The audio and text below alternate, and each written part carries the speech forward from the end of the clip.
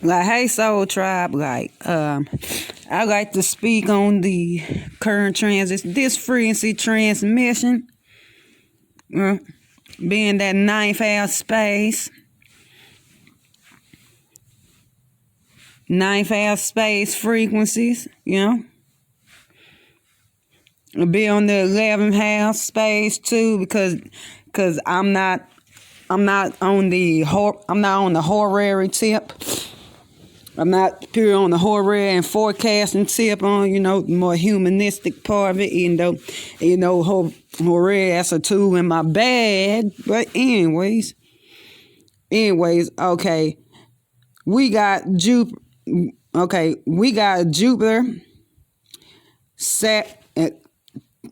Pluto, and Saturn in alignment. This is without the fit stars, it's on quick. Jupiter, Pluto, and Saturn, that alignment is about the expansion of the power and the structure of establishing 3D security. In Capricorn, it's all about that establishment. So like Jupiter and Pluto shoes, that's powerful abundance and expansion, And since Saturn has almost a bigger orb as Jupiter, a moiety, like when that orb moiety 10 degrees, 5 degree orb and stuff like that, yeah. But Jupiter has a bigger orb.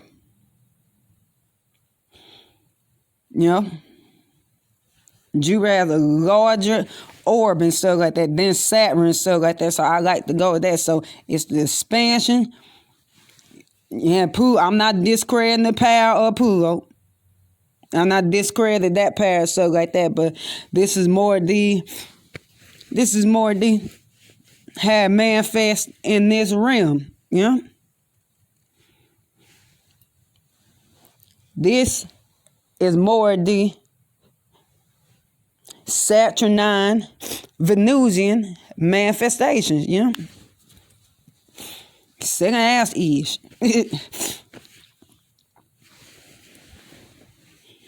Nope. So, yeah. So, at this time, and I'm speaking on a collective basis, on this time, it's like them big gains, them big gains is going to be solidified in place. Those big gains of us as a collective ruling our own empires. Them big gains,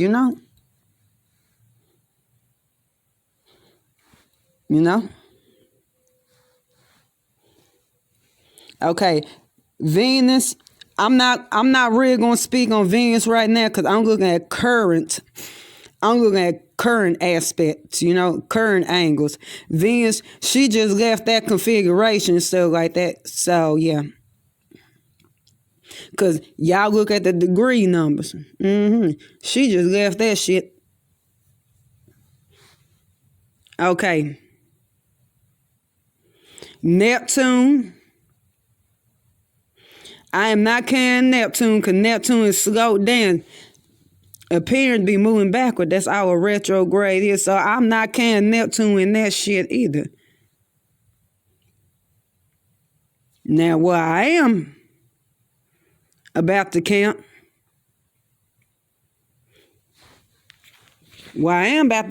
is, let deal with my settings on here and stuff like that.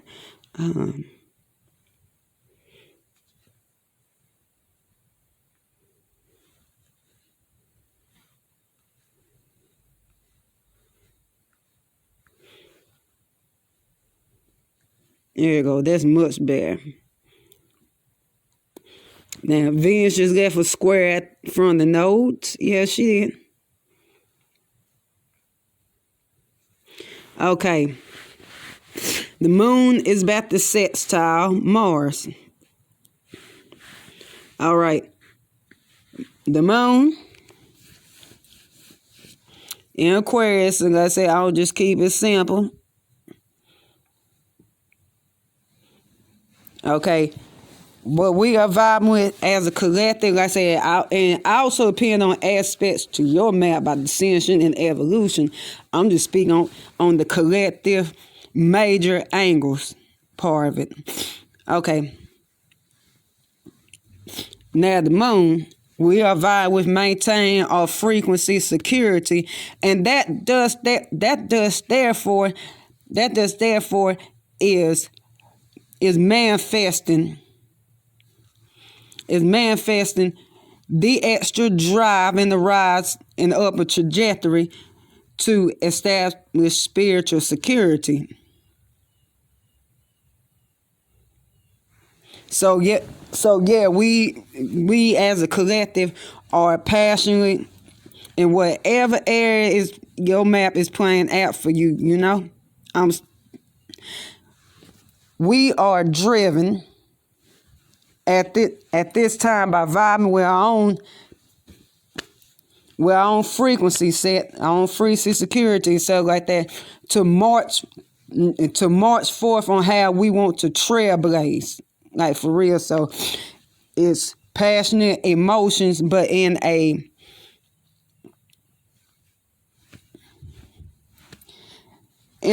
positive way, you know, because that's Saturn.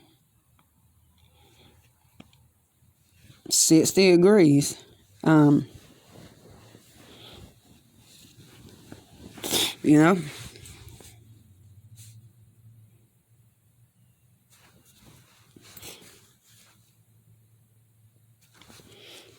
For it be solidified, manifested. Okay, now we got Neptune squaring these damn nodes.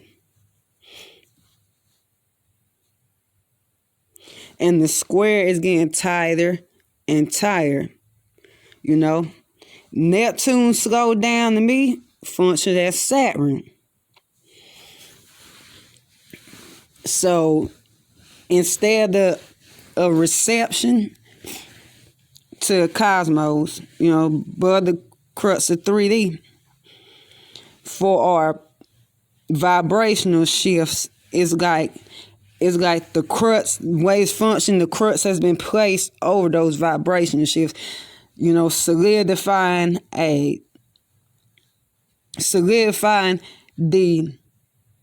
yin aspect of a spiritual system, but it's still the fog there, because like I said, still at the same time it's like, and I already spoke on this, same time we as a collective, like, you know, we had to take that and do it, and it's slippery as fuck because Neptune, we had to take that and do it alchemy to establish that foundation of absolute truths, like shift our frequencies, but at the same time still fight that tussle, like don't forget, but move away from, because like I said, come to know you got to keep shit in balance, but at the same time we got to move away from awareness shit, is like what we did believe, you know.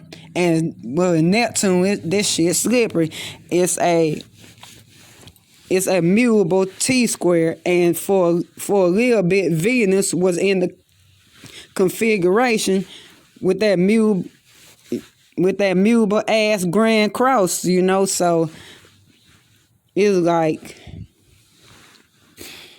what the fuck, you know, trying to find that balance and harmony between like enjoying and maintaining our 3D shits in reality, so like that, but same time balancing that what we're receiving from cosmos, and this guy, okay, it this work, okay, it this divine work, my joy, man, this divine work that I'm doing and shit like that, you know, it's feel blocked, but not as much if it was a fixed or cardinal grand cross, stuff like that, but you know, from like receiving these truths at the same time moving away from these old beliefs and viewpoints, stuff like that. It's like, where do I go? where I go. But anyways, okay, Mars, that's a separate aspect. I don't future only, Jupiter shifts only. Ninth house shifts on looking forward, stuff like that. But you know, that's all energy on spend touch on that previous aspect, yeah. Okay, Mars.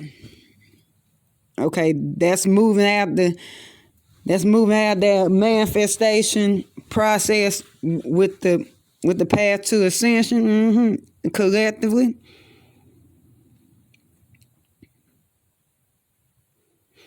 Okay.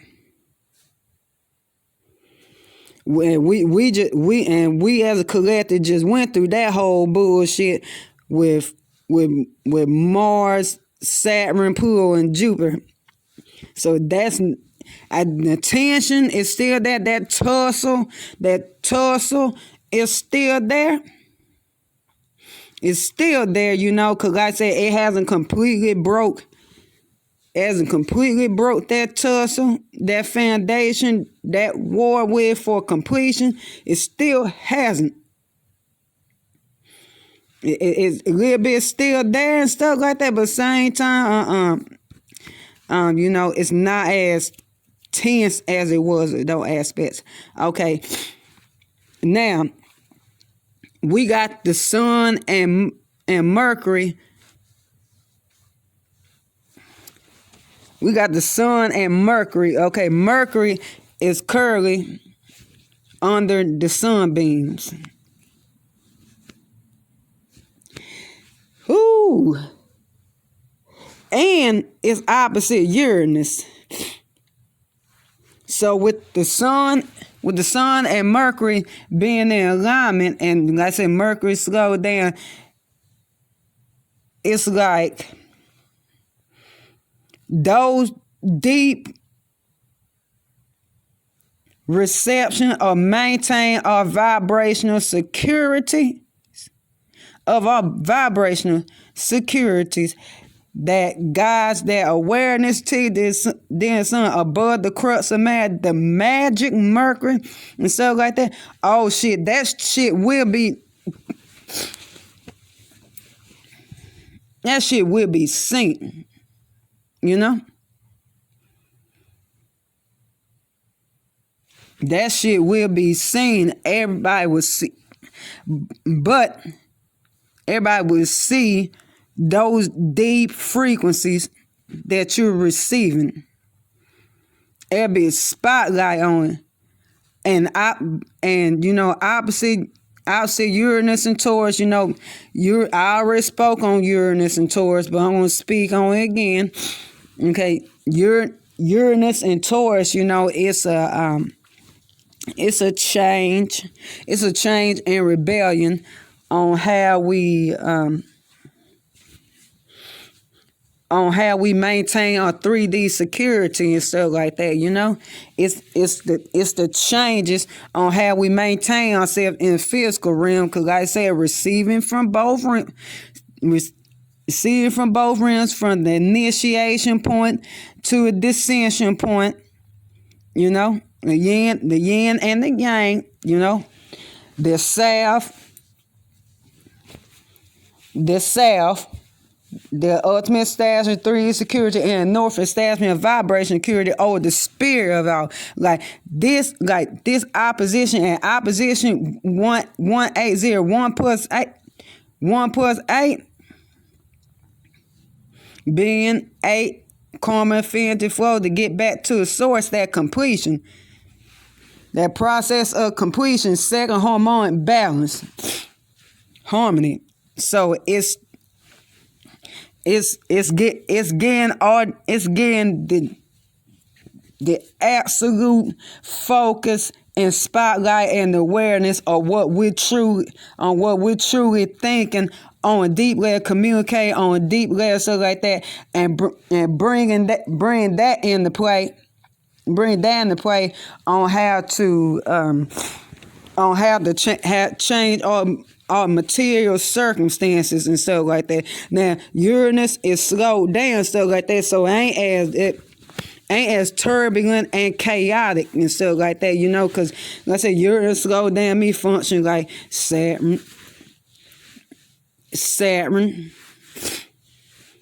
stuff like that, but still Uranus, so it's like okay, and what I'm focusing on, those deep thoughts on a deep emotional level and stuff like that. Okay, how can I balance this out with my need to have build myself a seat, to be on that seat of maintain myself 3D wise, but at the same time, this Uranus, guy, you be thinking deep about something. You be focused on some deep shit. You communicate deep shit, but then that shit flip up like home. How this add into my How this adding to being able to maintain and sustain myself materially. Let me get up out of this. All right. Peace, God, Gnosis, try all chakras, get 3 infinity stars, since 3 spaceships. Oh, yeah.